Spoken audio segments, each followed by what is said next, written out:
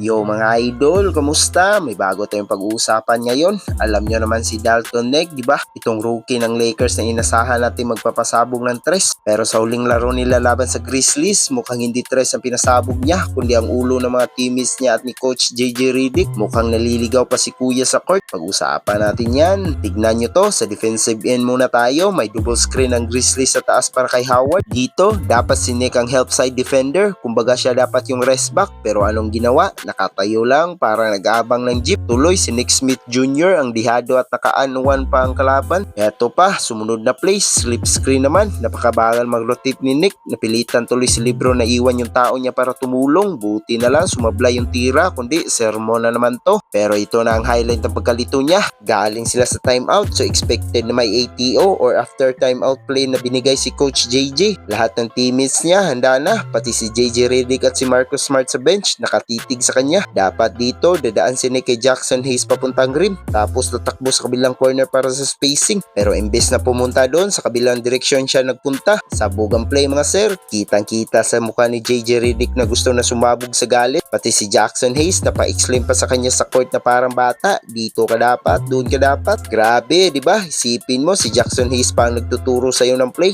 Nakakapanibago kasi si Nick. Kilala nating matalino maglaro sa college. Siguro naninibago pa sa bilis ng NBA o baka naman kailangan pa mag-aral na mabuti ng playbook. IQ issue nga ba o kabalang? Kaya mga idol, tingin nyo, mapagpasensyahan pa kaya siya ni JJ Redick? O mauupo muna to sa dulo ng bench hanggang di niya kabisado ang laro? I-comment nyo ang tingin nyo sa ibaba. At syempre, huwag kalimutan mag-like at mag-subscribe para lagi update si Kwentuhan Basketball. Hanggang sa muli, peace out!